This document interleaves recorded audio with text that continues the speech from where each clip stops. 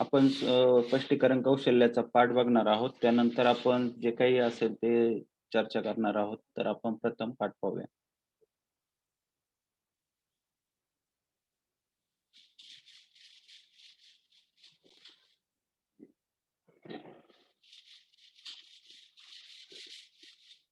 नमस्कार. नमस्कार. आपणास अनेक भौगोलिक घटना माहिती आहेत. अशीच एक भौगोलिक घटना आज मी तुम्हाला सांगतो. आता मला तुम्ही त्याचं कारण सांगायचं. कधी-कधी दिवसा अंधार पडतो किंवा सूर्य काही काळ आपल्याला दिसत नाही. तसेच चंद्रसुद्धा आपल्याला काही काळ दिसत नाही. हे का घडत असेल सांगा बरं? सर मी सांगू? हां सांग. ग्रहण असेल त्यामुळे हे घडते. बरोबर. ज्या दिवशी ग्रहण असते त्या दिवशी असे आपल्याला घडलेलं पाहायला मिळतं. ते कधी-कधी दिवसा अंधार पडतो किंवा सूर्याचा काही भाग काही वेळ झाकला जातो. बरोबर आहे. आता हे जे काही सूर्यग्रहण आहे हे सूर्यग्रहण कसं होतं? तर ज्या दिवशी सूर्याचा काही भाग काही वेळासाठी झाकला जाईल त्याला आपण सूर्यग्रहण असं म्हणणार आहोत. बरोबर आहे. आता आपण आकृतीच्या साहाय्याने पाहूया.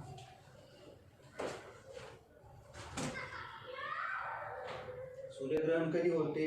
तर जेव्हा पृथ्वी, चंद्र व सूर्य एका सरळ रेषेत येतात तेव्हा चंद्राची सावली पृथ्वीवर पडते आणि पृथ्वीवर ज्या भागात चंद्राची सावली पडलेली आहे त्या भागातून आपल्याला सूर्य काही वेळासाठी थोडासा किंवा संपूर्ण झाकलेला दिसतो तेव्हा सूर्यग्रहण होते. म्हणजे काय?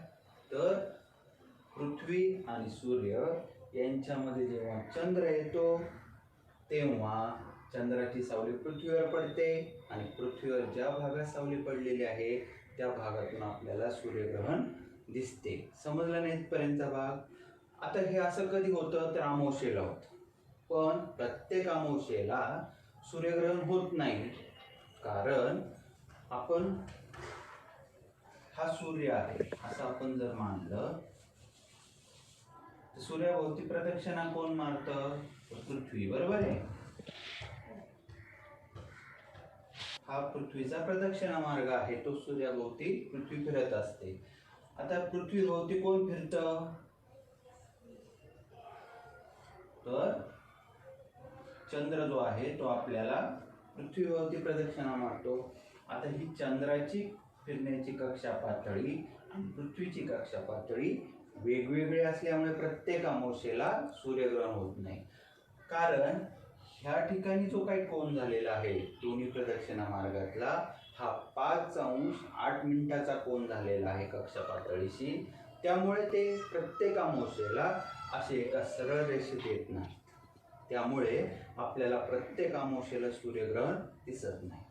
परंतु वर्षभरात जास्तीत जास्त 5 वेळा आणि कमीत कमी 2 वेळा आपल्याला सूर्यग्रहण दिसू शकतात. आता या सूर्यग्रहणाच्या दिवशी अचानक अंधार पडतो, काळोख होतो आणि असं झाल्यामुळे पक्षी, प्राणी मोठमोठ्याने ओरडायला सुरुवात करतात. मग असं का होतं? तर त्या पक्षी आणि प्राणी जे आहेत त्यांना जे दररोजचं जैविक घड्याळ आहे त्यामध्ये काहीतरी बदल झालेला जाणवतो की दिवसा एवढ्या लवकर अंधार कसा पडला.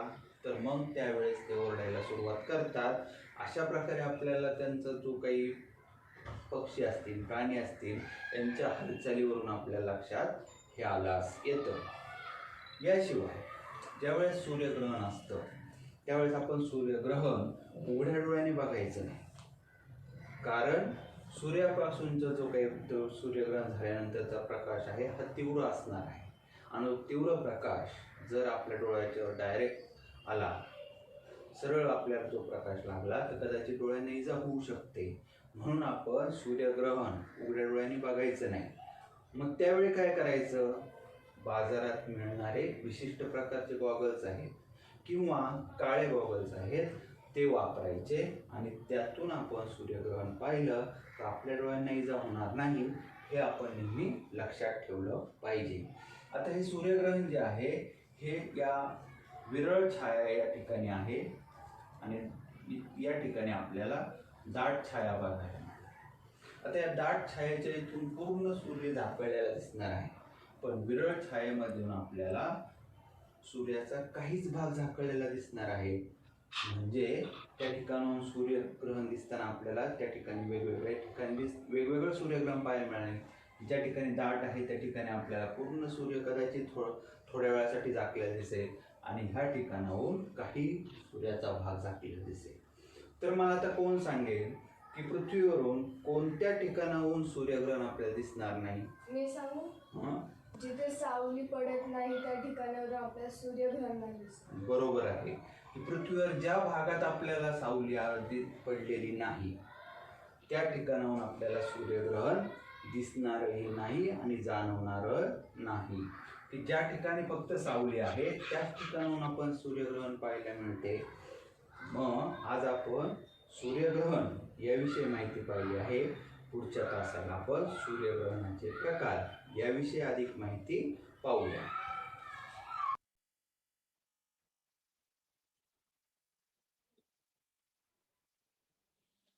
हॅलो, सगळ्यांनी पाठाचं निरीक्षण केलंय? हो हो सर. हो हो सर. तर ज्यांना संपूर्ण पाठाविषयी बोलायचं असेल त्यांनी बोलायला हरकत नाही. कोण बोलतंय सुरुवातीला?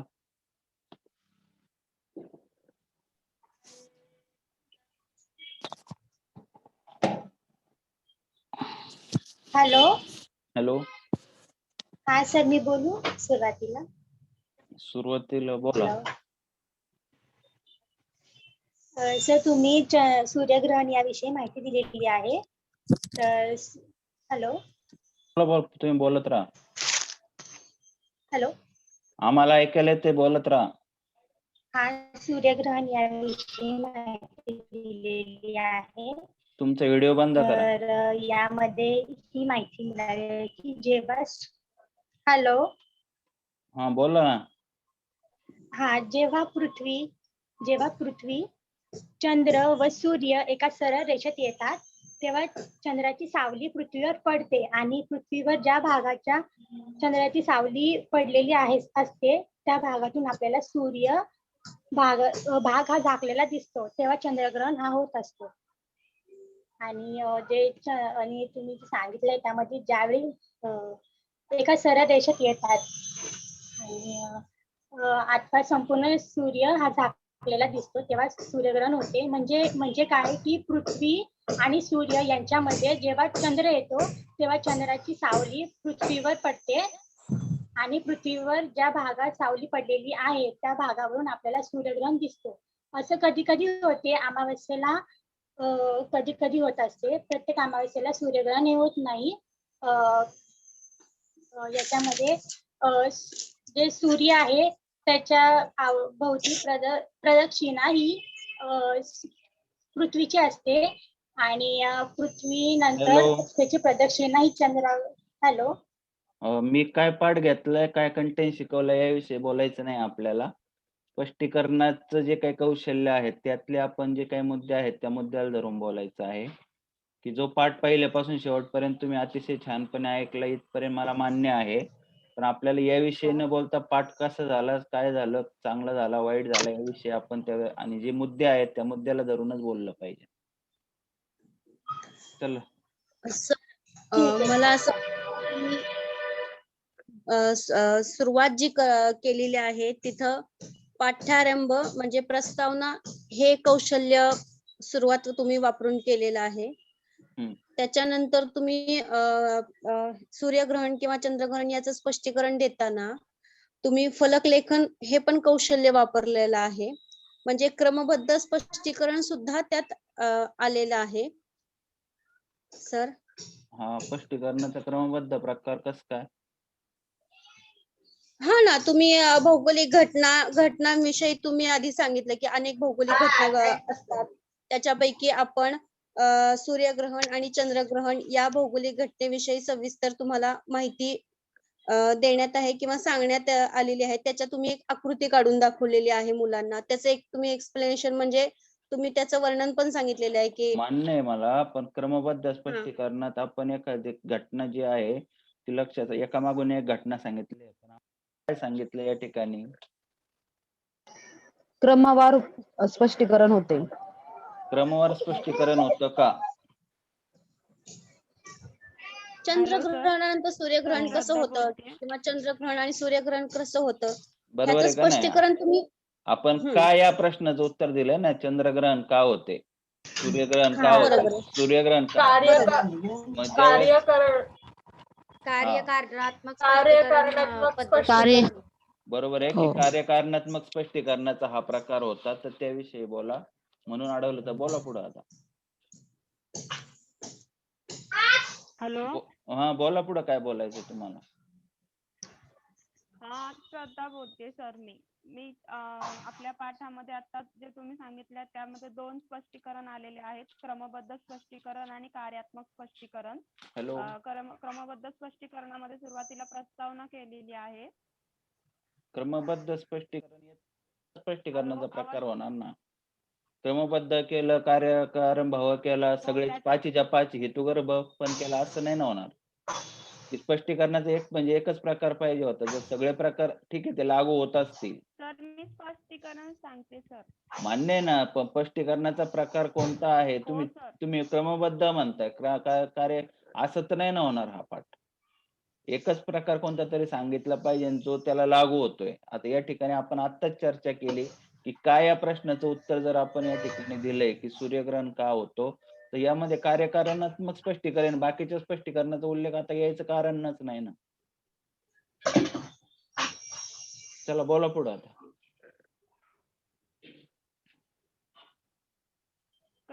क्रमबद्ध स्पष्टीकरणामध्ये प्रस्तावना केली आहे. सूर्यग्रहण हे कशा प्रकारे होते हे सांगितले. त्यासाठी विद्यार्थ्यांना आकृती दाखवून म्हणजे दृक साधन पद्धतीने हे स्पष्ट केले आहे.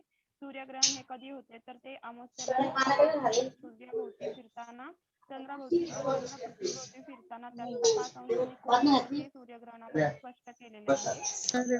श्रद्धाचा आवाज येत नाहीये सर. येतोय. तुमचे व्हिडिओ थोड्या वेळ बंद करा.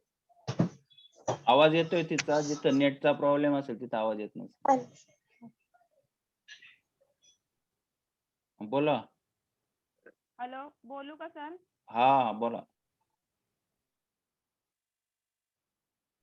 बोला पुढं.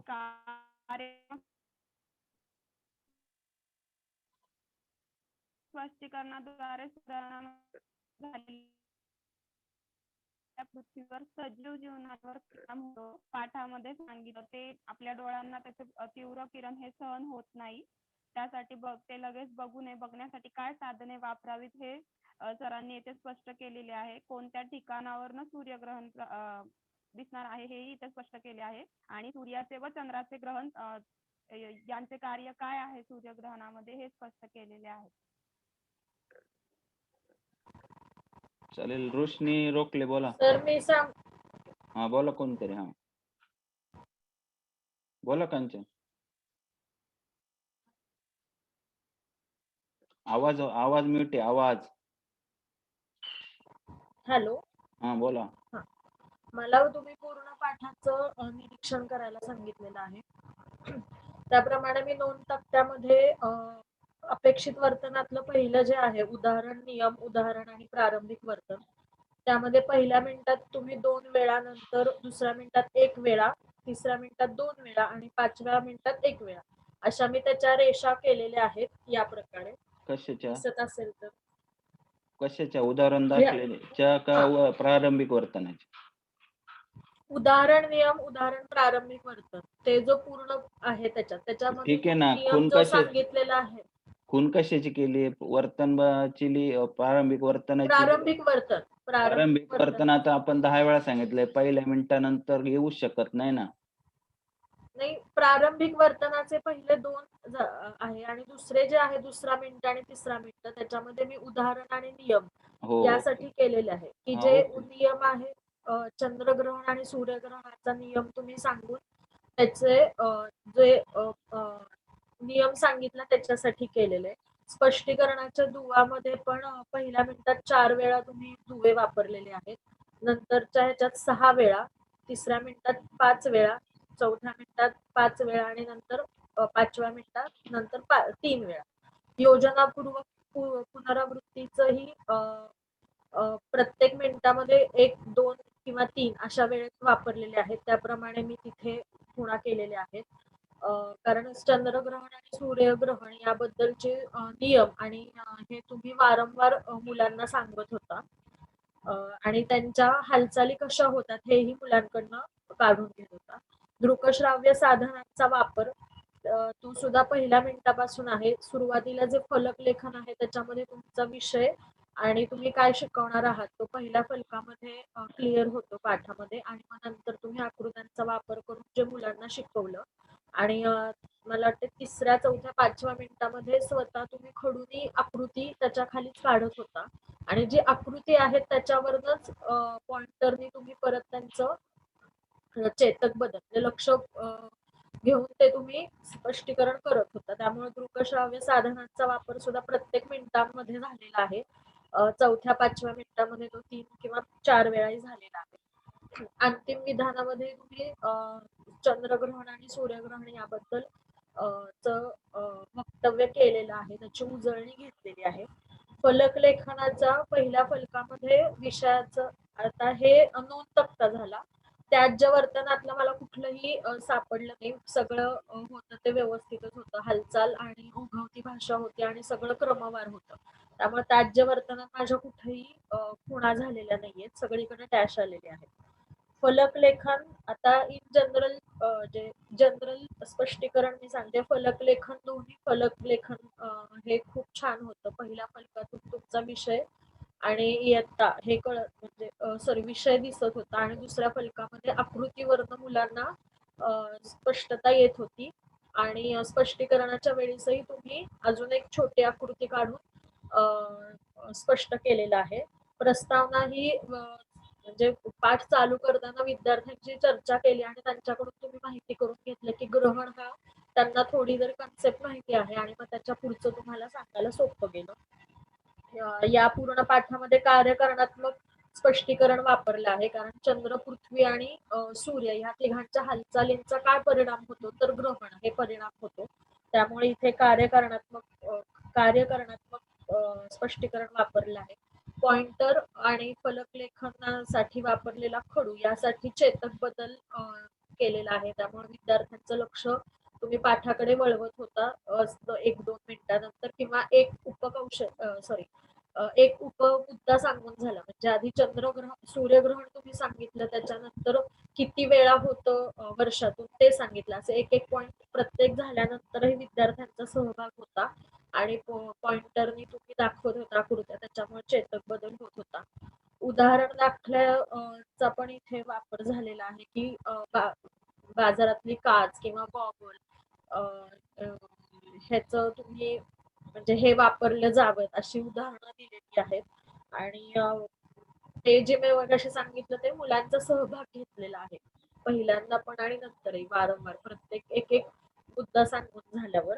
त्यामुळे एकंदरीतच सगळा पाठ जो आहे ते अपेक्षित वर्तन जेवढा एकतर तो पूर्ण वेळेत पाठ झालेला आहे आणि अपेक्षित वर्तनही जेवढं अपेक्षित आहे ते प्रत्येक मिनिटात झालेलं आहे. त्यात जे वर्तन मला कुठेही दिसलेलं नाही कारण पूर्ण क्रम सिक्वेन्स हा व्यवस्थित होता पाठाचा आणि हालचाली पण ज्या होत्या त्या पाठाला अनुरूप अशाच होत्या. त्यामुळे पाठ हा खूप छान झाला. थँक्यू. चला पुढचं कोण बोलतंय? रोशनी रोखले.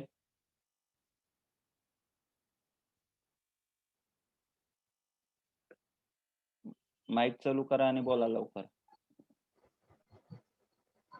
Good afternoon sir. हा, गुड आफ्टरनून. दिलेला व्हिडिओ हा कार्यकारणात्मक स्पष्टीकरण या कौशल्यावर अवलंबून होता. त्यात अपेक्षित वर्तन, उदाहरण, नियम प्रारंभिक याच्यामध्ये नव्हतं वर्तन 1 मिनिटाच्या आत नव्हतं असते. नंतरून दिले मी त्याच्यामध्ये 2 खुणा केलेल्या आहेत. स्पष्टीकरण दुवे सुद्धा बऱ्यापैकी होते. पुनरावृत्ती सुद्धा बऱ्यापैकी होती. दृकश्राव्य साधनांचा वापर पण होता. 2 फलकांचा वापर केलेला होता. आकृती त्याद्वारे दाखवले होते. अंतिम विधान हालचाली व्यवस्थित होत्या व्हिडिओमध्ये. विद्यार्थ्यांचा सहभाग पण अपेक्षित होता, बरोबर होता.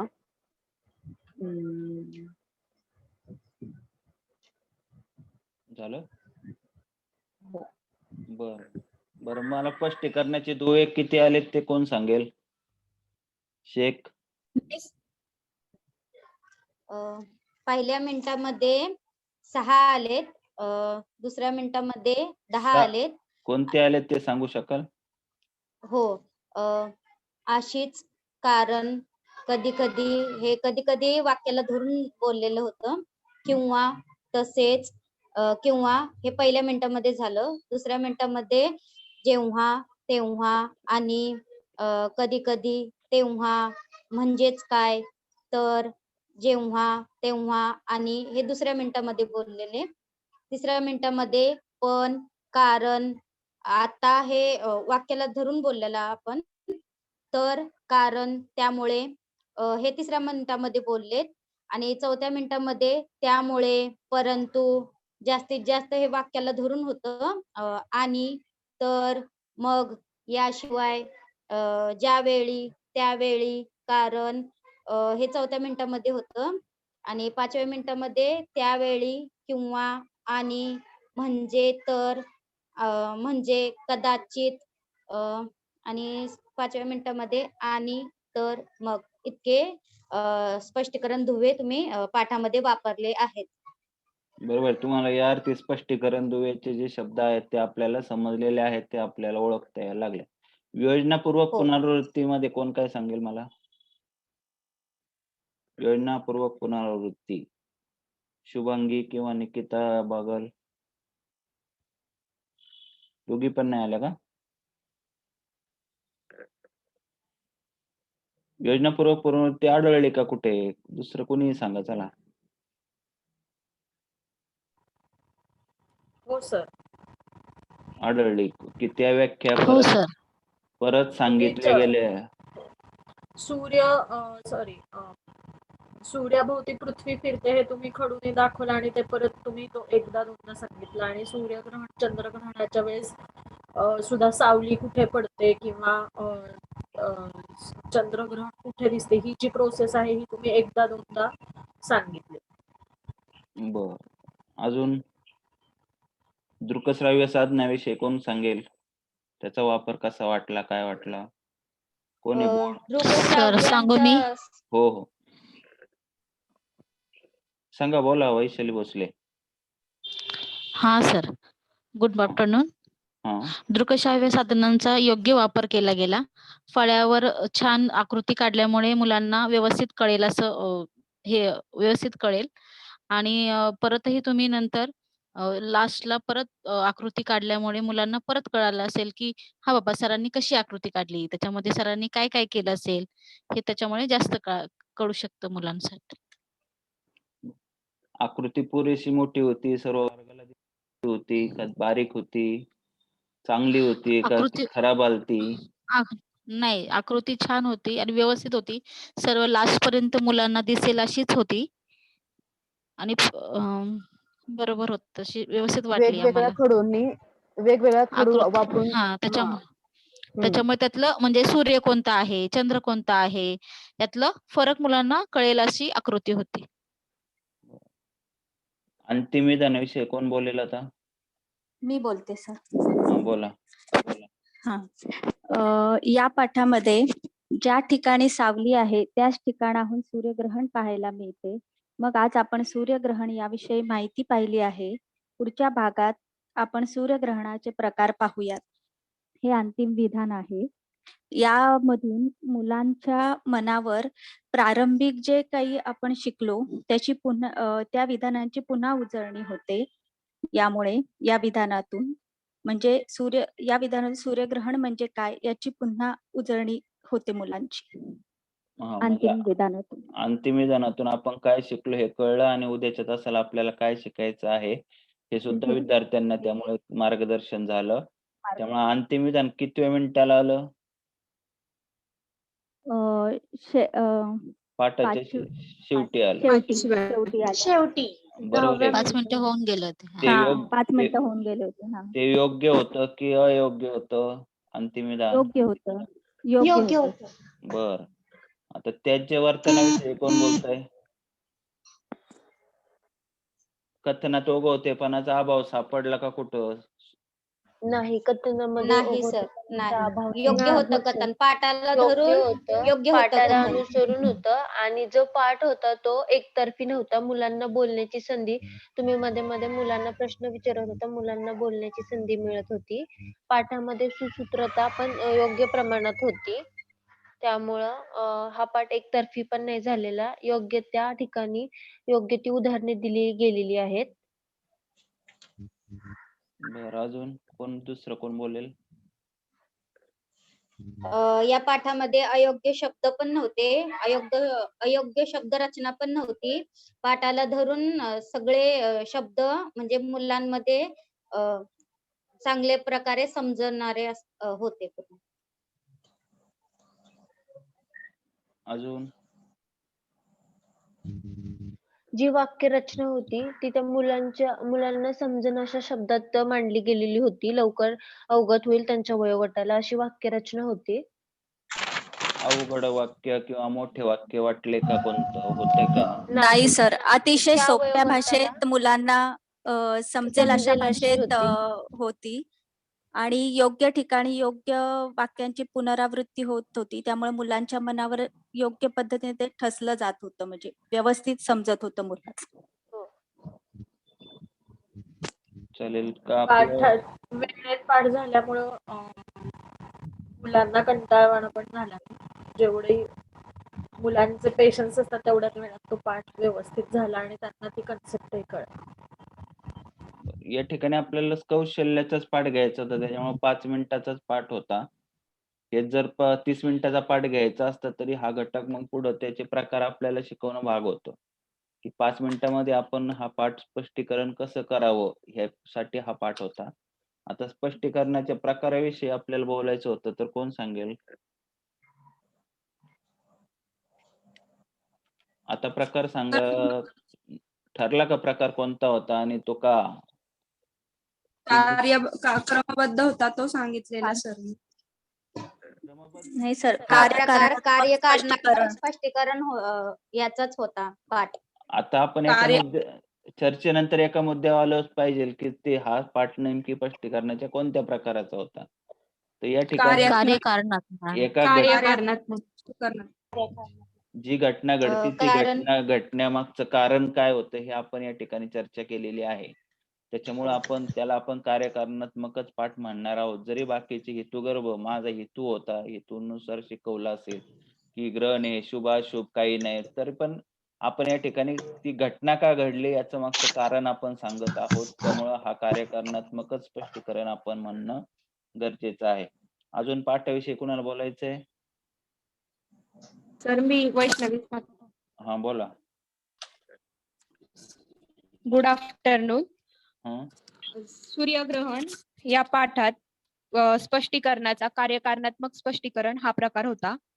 सरांनी फलकलेखन व्यवस्थित केल्यामुळे मुलांना आज कुठला घटक शिकवणार आहे ते योग्य प्रकारे समजू शकलं. सरांनी पाठ शिकवत असताना दोन दृकश्राव्य साधनांचा वापर केला. पहिल्यांदा सूर्यग्रहण कसे होते ह्याची आकृती काढून दाखवली आणि सूर्यग्रहणाचे परिणामही व्यवस्थितपणे अतिशय सोप्या भाषेत समजून सांगितले. या पाठात कारण, कधी कधी किंवा यासारख्या स्पष्टीकरण दुव्याचा वापर केला, त्यामुळे मुलांना पाठ समजायला मदत झाली. अतिशय सोप्या भाषेचा वापर करून पाठ शिकवला गेल्यामुळे विद्यार्थ्यांना पाठ समजायला सोपा गेला व पाठ एकतर्फी न होता विद्यार्थ्यांचाही पाठात सहभाग होता. धन्यवाद. अजून ऋतुजा बोंडवे काही सांगायचंय?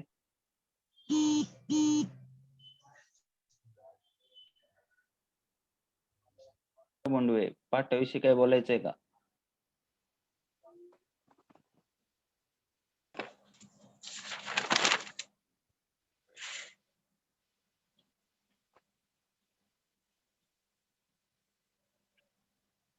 आवाज येत नाही. आवाज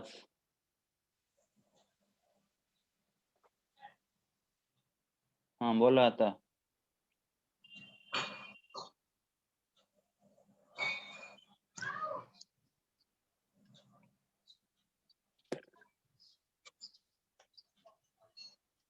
आवाजच नाही येते.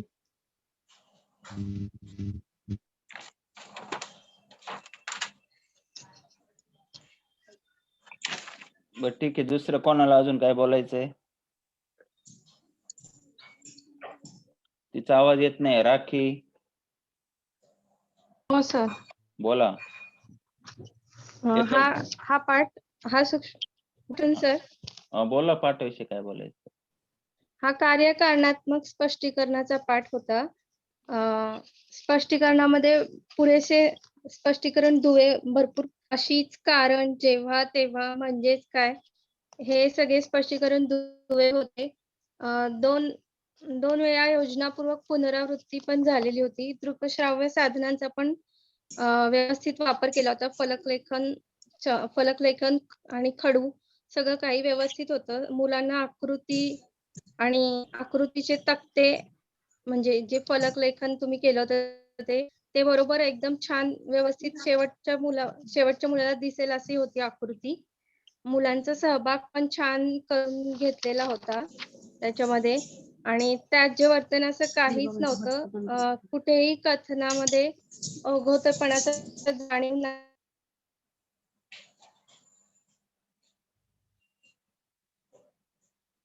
माईक म्यूट झालाय.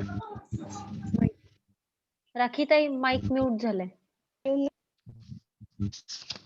हा हॅलो. हा बोला. मुलांचा सहभाग पण छान झालेला होता. आणि हालचाली या पाठाला अनुसरूनच होते. कुठेही संदिग्धता नव्हती. अयोग्य अथवा योग्य शब्द नाही कुठेही नव्हती. पाठ एकंदर छान झाला आणि विद्यार्थ्यांना व्यवस्थित समजेल अशा भाषा, सोपी भाषा सोप्या भाषेत सरांनी पाठ व्यवस्थित सांगितला सगळ्यांना. Thank you sir. चालेल, थँक्यू. अजून कोणाला बोलायचंय? प्रीती देशमुख.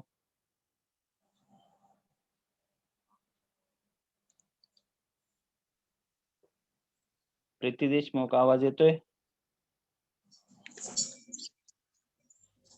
सर मी सांगू का? हो सांगा.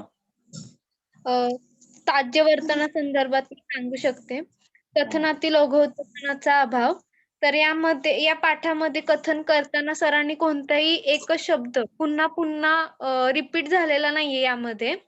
आणि जो पाठ होता त्याची शब्दरचना त्या पाठाला अनुसरूनच होती.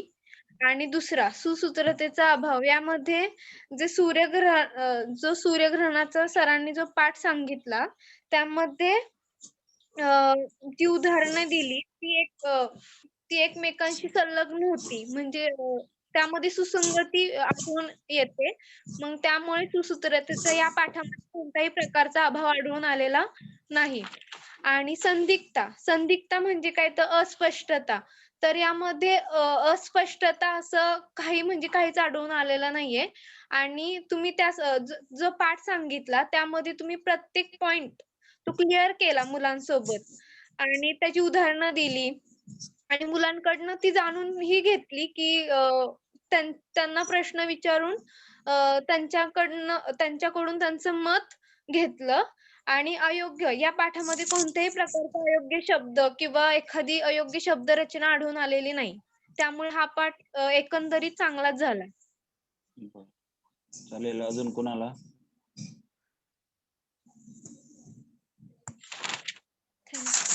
सर मी सांगू, मी त्याज्य वर्तनाबद्दलच बोलणार आहे. म्हणजे मला जे वाटलं ते तुम्ही जो पाठाला सुरुवात केली त्याच्यामध्ये तुमचा विषय, उपगट आहे अगदी स्पष्ट दिसत होतं. तो कुठल्या इयत्तेसाठी वापरलेला आहे ते पण स्पष्ट दिसलेलं आहे त्याच्यामुळे. आणि त्यानुसार तुम्ही पाठाची प्रस्तावना केली. म्हणजे भौगोलिक घटना सुरुवात करताना भौगोलिक घटना हे मुलांना तुम्ही त्यांच्याकडून आधी काढून घेतलं की त्यांना माहिती आहे की नाही भौगोलिक घटना म्हणजे काय. किंवा त्याच्यानंतर तुम्ही हळूहळू सूर्यग्रहण, चंद्रग्रहण ह्याचा तुम्ही क्रमवार तुम्ही त्यांची माहिती दिली, आकृतीद्वारे स्पष्टीकरण दिले. म्हणजे पाठात कुठेही ओघवतेपणा किंवा असं काही जाणवलं नाही. दुसरं म्हणजे सुसूत्रता अगदी व्यवस्थित होती. म्हणजे 2 आकृतींच्या साहाय्याने, केवळ 2 आकृतींच्या साहाय्याने तुम्ही सूर्यग्रहण, चंद्रग्रहण म्हणजे पृथ्वीचं तुम्ही आकृती काढली होती. छोटीमध्ये चंद्राची, त्याच्यानंतर मग सूर्याची. या तिन्ही म्हणजे ह्या तिन्हीच्या साहाय्याने तुम्ही मुलांना अगदी सोप्या आणि सहज त्यांना समजेल अशा भाषेत तुम्ही स्पष्टीकरण केलं. त्याच्यामध्ये सुसूत्रतेचा अभाव तर अजिबातच नव्हता. संदिग्धता, भाषा तुमची साधी, सोपी, सरळ अशी होती, जी मुलांना आपण रोजच्या वापरातली जी असते, जी मुलांना सहजपणे त्या गोष्टीचं ज्ञान होईल अशी होती. अयोग्य शब्दाचा तर प्रश्नच नाही, कारण की जे सांगायचं होतं ते पूर्णपणे तुम्ही आकृतीच्या साहाय्याने पूर्णपणे मुलांना सांगत होतात, सांगत होतात समजावून. त्याच्यामुळं अयोग्य शब्द किंवा अयोग्य वाक्यरचना अशी कुठंच दिसली नाही. आणि दुसरं म्हणजे जे तुम्हाला मुलांपर्यंत पोहोचवायचं आहे, म्हणजे सूर्यग्रहण म्हणजे काय असतं, चंद्रग्रहण म्हणजे काय, पृथ्वीचा क्रम म्हणजे तो क्रम तुम्ही क्रमवारीनुसार ते तुम्ही आकृती काढल्यामुळं मुलांच्याही लक्षात, मुलांनाही समजण्यात अत्यंत सोपं झालेलं आहे. मुलांचा प्रश्न उत्तरात सहभाग पण अत्यंत छानपणे होता. धन्यवाद सर. ठीक आहे. अशा प्रकारे आपल्याला हे सुषमाचा जे काही स्पष्टीकरणाचा पाठ आहे तो घ्यायचा आहे. त्याचा नमुना तुम्हाला दाखवलेला आहे. फक्त निरीक्षणामध्ये अजून आपल्या सुधारणा झाल्या पाहिजेत, कारण प्रत्येक सूक्ष्मच्या कौशल्याचं जे काही कौशल्याची उपकौशल्य सांगितले असतील, जे शिक्षक नोंद तक्ता आपल्याला देणार आहेत, त्या नोंद तक्त्याप्रमाणे आपल्याला निरीक्षण करणं गरजेचं आहे. ज्या खुणा असतील त्या आपण त्या मिनिटाला असेल किंवा पदनिश्चयन श्रेणी असेल तर त्या पदनिश्चयन श्रेणीप्रमाणे जसं कौशल्य असेल तसं आपल्याला देता आलं पाहिजे आणि योग्य प्रकारे आपण सविस्तर स्पष्टीकरण बोललं पाहिजे. ज्यावेळेस पाठाचं जनरल आपण बोलतो त्यावेळेस फलक लेखनाविषयी, त्याच्या वर्गरचनेविषयी किंवा शिक्षकांच्या बोलण्या हालचालीविषयी, वापरलेल्या शैक्षणिक साधनाविषयी अशा सगळ्या विषयी आपण त्या ठिकाणी सविस्तर बोलणं गरजेचं आहे. या ठिकाणी पाठात आम्ही काय शिकवलं किंवा पाठ निरीक्षण करताना आपण काय त्या याने शिकवलं ते आपल्याला या ठिकाणी अपेक्षित नाही. की सूर्यग्रहण म्हणजे काय त्यांनी शिकवलं, मग सूर्यग्रहणाचं कोणतं वाक्य, या ठिकाणी अपेक्षित एवढंच आहे की आपल्याला त्यांनी जे काही सांगितलेलं आहे ते जे कौशल्याचे मुद्दे आहेत त्या कौशल्याच्या मुद्द्याला धरून आलंय का हे आपण त्या ठिकाणी नोंदवणं गरजेचं. मग त्याला स्पष्टीकरण देताना तुम्ही म्हणू शकता की योजनापूर्वक पुनरावृत्तीमध्ये त्यांनी व्याख्या डबल सांगितली, त्यांनी पृथ्वीचं कक्षा पातळी या ठिकाणी डबल सांगितलं, असं आपण योजनापूर्वक पुनरावृत्ती